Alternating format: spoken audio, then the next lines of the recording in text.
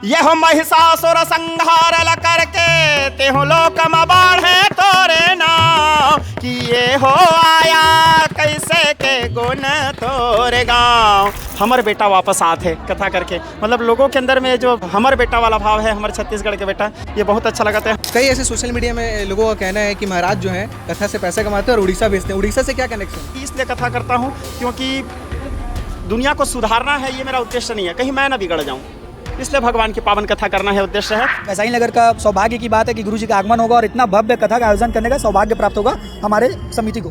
भिलाई में विशाल शिव महापुराण आयोजित होने जा रही है। भिलाई में होने वाले शिव महापुराण के लिए निमंत्रण दिए हैं। पचरा गीत के बाद आप अपने आप को कहाँ देखते हैं और पचरा गीत से पहले आप अपने आप को कहाँ देखते हैं? देखो बात ऐसा है, फेमस तो या वायरल तो मैं शुरू से था, मीडिया मेरे को बाद में देखा, ये मीडिया का गलती है, ठीक है। इस वक्त हम लोग कैंप 1 के तिंदर्शन मंदिर में मौजूद हैं और यहाँ पर आज भिलाई में आगमन हुआ है राष्ट्रीय कथावाचक पंडित युवराज पांडे जी का। हम उनसे बातचीत करेंगे और सुबह से आप छत्तीसगढ़ में प्रवेश कर चुके हैं और लगातार आपका भव्य स्वागत किया जा रहा है।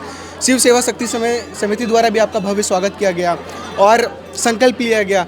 क्या महसूस कर रहे हैं? और छत्तीसगढ़ धरा में आकर जब आप दूसरे राज्य में जाते हैं और फिर जब वापस अपनी धरा में लौटते हैं तो कैसा महसूस करते हैं? हृदय में बहुत ज़्यादा, जय जगन्नाथ, हृदय में बहुत ज़्यादा खुशी, बहुत ज़्यादा आनंद आता है। और क्योंकि जैसे मैं छत्तीसगढ़ प्रवेश किया, रास्ते में जगह जगह स्वागत सब लोग कर रहे हैं, तो एक अपनापन लगता है। मतलब मेरे राज्य लौटा तो मेरे राज्य वालों का मेरे प्रति प्रेम, मेरे प्रति स्नेह, मतलब उन लोगों को कितना खुशी महसूस हो रहा है, कितना गर्व महसूस हो रहा है। मतलब उन लोगों के अंदर ये भाव ही नहीं है कि नहीं ये कोई संत है, ये कोई कथावाचक है, ये कोई महाराज है, ऐसा भाव नहीं। उन लोगों के अंदर मैं देख रहा हूँ हमर बेटा वापस आते है कथा करके, मतलब लोगों के अंदर में जो हमर बेटा वाला भाव है, हमारे छत्तीसगढ़ के बेटा, ये बहुत अच्छा लगता है। शिव समिति ग्रुप के द्वारा भी भिलाई में भव्य स्वागत किया गया और हमारे सौरभ बेटा के द्वारा नेतृत्व में, और उसके उपरांत यहाँ श्री शिव महापुराण आयोजन के लिए निमंत्रण दिया गया है। और जो फरवरी महीना में 7 फरवरी से 14 फरवरी के अंतर्गत में हमारे प्रिय पुत्र बेटा सौरभ के नेतृत्व में शिव समिति सेवा समिति के द्वारा भिलाई में विशाल शिव महापुराण आयोजन आयोजित होने जा रही है। ये लोग मेरे आगमन के उपलक्ष्य में स्वागत समारोह और भिलाई में होने वाले शिव महापुराण के लिए निमंत्रण दिए हैं। और मैं समस्त प्रदेशवासियों का आह्वान करता हूँ, आप सभी लोग अधिक से अधिक मात्रा में इस ज्ञान गंगा में डुबकी लगाकर अपने जीवन को कृतार्थ कीजिए। मध्य प्रदेश से आप लौट रहे हैं, मध्य प्रदेश में आप कुछ दिन रहे, वहाँ पर कथा की। अब जैसे छत्तीसगढ़ आते हैं तो अपनी धरा का बात अलग होता है, दूसरे राज्य में अलग होता है। छत्तीसगढ़ के और बाकी राज्यों में आप अलग अलग जगह भी जाते हैं कथा करने, तो कैसे किस तरह का आपको अंतर मिलता है प्रेम में, भाव में लोगों के, कि छत्तीसगढ़ अपनी धरा है और बाकी राज्यों में भी आप जाते हैं तो क्या अंतर देखने को मिलता है? देखो छत्तीसगढ़ तो ऐसा है, छत्तीसगढ़ राज्य हमारी माटी है और यह महतारी है, इससे प्रेम है, जुड़ाव है। लेकिन अभी जैसे मैं मध्य प्रदेश से आ रहा हूँ कथा करके छिंदवाड़ा में, तो वहाँ के मध्य प्रदेश वासियों के द्वारा इतना ज़्यादा प्रेम मिला है, इतना ज़्यादा स्नेह मिला था वहाँ, और मतलब मैं शब्दों से बयान नहीं कर सकता उन लोगों के प्रेम को। और वहाँ ऐसे नहीं कि आयोजक समिति या कुछ व्यक्ति विशेष, पूरे नगरवासी, मतलब परासिया नगर में समस्त नगरवासी, वहाँ छिंदवाड़ा जिले के जितने लोग थे, अथाह जन सैलाब उमड़ी थी वहाँ के कथा में। आप लोग सोशल मीडिया, यूट्यूब, इंस्टाग्राम के माध्यम से वहाँ के भीड़ को देखे होंगे। वो भीड़ बयां कर रही है कि वहाँ के लोगों के अंदर में प्रेम कितना था। और मेरे को ये महसूस होने नहीं दिया कि मैं किसी दूसरे राज्य में जाके कथा कर रहा हूँ, उतना ही अपनापन वो लोग दिए। सोशल मीडिया में तमाम बातें चलती हैं आपको लेकर, वो एक तरफ कर दिया जाए। पचरा गीत काफ़ी आप उससे ख्याति प्राप्त हुए छत्तीसगढ़ में। पचरा गीत के बाद आप अपने आप को कहाँ देखते हैं और पचरा गीत से पहले आप अपने आप को कहाँ देखते हैं? देखो बात ऐसा है, फेमस तो या वायरल तो मैं शुरू से था, मीडिया मेरे को बाद में देखा, ये मीडिया का गलती है, ठीक है। मीडिया मेरे को, क्योंकि कथा तो मैं 12-13 वर्ष की उम्र से लगभग कथा करते आ रहा हूँ, और कथा में भीड़ जो है छत्तीसगढ़ प्रदेश में, जब भी मैं कथा करता था, बाल्यावस्था से जब थोड़े ऊपर उठा था, तब से मेरे कथा में भीड़ हो रही है। और पचरा भी मैं शुरू से ही गा रहा हूँ, ऐसा नहीं है कि पचरा के नाम से ही वायरल हुआ हूँ, जगन्नाथ जी की कृपा से हुआ हूँ। ऐसा कहा जाता है कि जो कथावाचक होते हैं उनका उपदेश, बस उपदेश देना काम होता है और कुछ काम नहीं होता है। तो एज अ कथावाचक आप तमाम लोगों को कथा सुनाते हैं, आप क्या कहना चाहेंगे? उनका कई लोगों का कहना है कि कथावाचक के नाम पर सिर्फ पैसा ले लिया जाता है और अपने आप को हाईलाइट करने की बात की जाती है, तो आप क्या कहना चाहेंगे? देखो मैं तो अपने आप को कभी हाईलाइट किया ही नहीं हूँ, हाईलाइट तो हमारे जो छत्तीसगढ़ राज्य के हमारे जितने प्रदेशवासी हैं उन लोगों का प्रेम, उन लोगों का स्नेह है, उन लोगों का अपनापन है जो।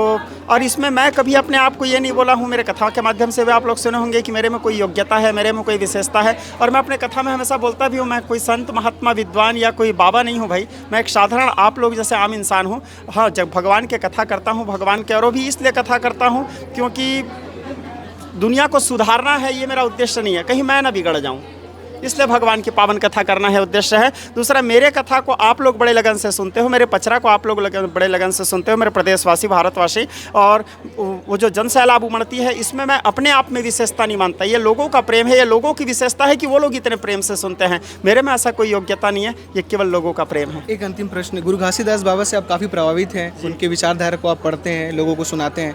आज भी समाज में कई ऐसे भेदभाव वाली चीज़ें देखने को मिलती है, कई रिपोर्ट्स भी सामने आते हैं। आप क्या संदेश देना चाहते हैं? कई बार आप अपने स्टेज से संदेश दिए हैं कि भेदभाव को हटाओ, समानता से सबको देखो, तो क्या कहना चाहेंगे? देखो, ये भेदभाव के प्रति तो मैं शुरू से विरोधी हूँ, क्योंकि घासीदास बाबा जी का जो हमारे संदेश है, मनखे मनखे एक समान, वो मेरे एकदम हृदय को छू लिया।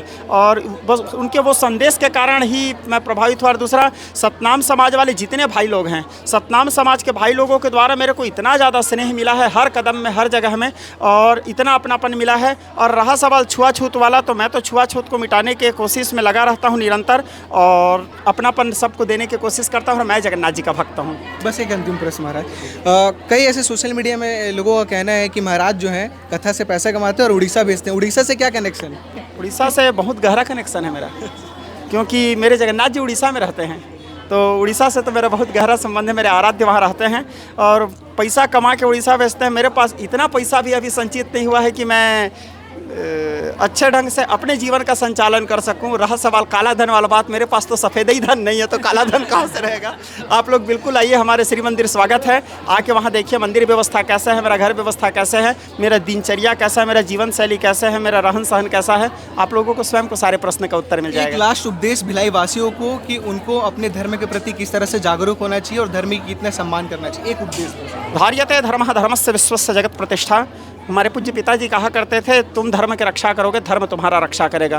किसी भी परिस्थिति में त्यागेन सत्य संचाभ्याम, सत्य और धर्म का त्याग नहीं करना चाहिए। हम देख रहे हैं कि जिस पक्ष में सत्य है, जिस पक्ष में धर्म है, हमको उसके साथ खड़े रहना चाहिए। पचरा गीत के 2 बोल भिलाई वासियों के लिए और हमारे केपी न्यूज़ के दर्शकों के लिए पचरा गीत के 2। अति गुमानी महिषासुर आए, तोर माया ला जान निपाए, तो ला जान के अबला नारे, हास हास के देव गारी, कारी काया तोर नयन मलाले, धर के बिकट रूप विकराले, धर त्रिशूल दौड़े महामाया, छिन्न भिन्न कर डार काया। यह महिषासुर संहार ल करके, तेहु लोक म बाढ़े तोरे नाम, कि ये हो आया कैसे के गुण तोरे गाँव, हो ये हो महामाई कैसे के गुण तोरे गाँव। बहुत बहुत शुक्रिया सब समय देने के लिए। तो ये थे हमारे जो राष्ट्रीय कथा वाचक हैं युवराज पांडे, वो तीन दर्शन मंदिर आए हुए थे और उनसे हमने बातचीत की। तमाम सारी चीज़ें सोशल मीडिया में उनको लेकर चलती है। हम कोशिश करेंगे कि यहाँ के जो समिति के लोग हैं हम उनसे भी बातचीत करेंगे। शिव शक्ति सेवा समिति के तमाम जो सदस्य हैं, समिति के जो सब गण हैं, वो हमारे साथ मौजूद हैं। अध्यक्ष जी भी मौजूद हैं, उनसे भी बातचीत करेंगे। सौरभ जायसवाल, क्या था, क्या विचार आया कि पंडित युवराज पांडे जी को बुलाना है, भव्य स्वागत करना है, वो भी भिलाई में बुलाना है, ताकि भिलाई के सभी लोग उनसे मुखातिब हो पाए और सभी उनसे बातचीत कर पाए और उनका दर्शन कर पाए। तो कैसे आया विचार? ऐसे ही हम लोग गुरुजी को 2 साल से प्रयास कर रहे हैं कि हमारे छत्तीसगढ़ में आए, भिलाई में गुरुजी का कथा हो। और ये हमारी सौभाग्य की बात है कि गुरुजी का आगमन हुआ, हमको स्वागत का मौका मिला और हमें गुरुजी का डेट मिल गया कि हमें 7 फरवरी से 14 फरवरी तक शिव महापुराण का, इसी के उपलक्ष्य में हम लोग आज बाबा का भव्य स्वागत किए, पूरी शिव शक्ति सेवा समिति। और बाबा का स्वागत करने के बाद हम लोग संकल्प लिए फरवरी में कथा के लिए। जो आप शिव पुराण कथा करवाने वाले हैं फरवरी के महीने में, उसकी तैयारी क्या है, वो किस तरह से रहेगा, कितने दिनों का कथा रहेगा, क्या है सारी चीज़ें थोड़ा बताइए। ये पूरे 7 दिनों का कथा है, 7 दिन कथा रहेगा। एक दिन हमारे बाबा की महाकाल जी की पालकी यात्रा, जो चंद्रमौलेश्वर बाबा हमारे हैं, उनका पालकी यात्रा निकलता है शिवरात्रि के दिन। और बहुत ही भव्य इस बार का आयोजन रहेगा हम लोग, क्योंकि गुरु जी आ रहे हैं और युवराज पांडे के आना मतलब बहुत बड़ा आयोजन साबित होता है भिलाई में। वैसा ही नगर का सौभाग्य की बात है कि गुरु जी का आगमन होगा और इतना भव्य कथा का आयोजन करने का सौभाग्य प्राप्त होगा हमारे समिति को।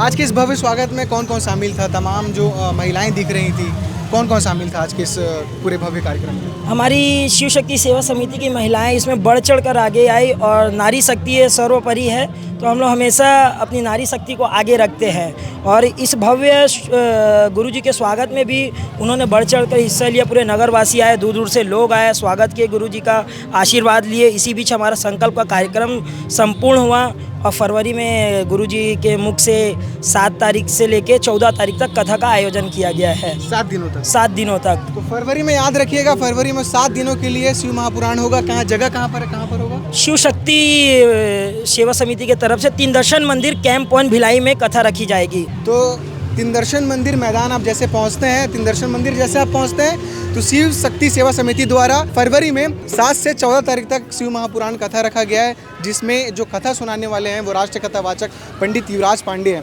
तो ज़रूर से पहुंचिएगा और गुरुजी के जो कथा है उनको सुनिएगा और अपने जीवन में उसे उतारिएगा। बाकी अपडेट्स के लिए अपने साथ बने रहिए।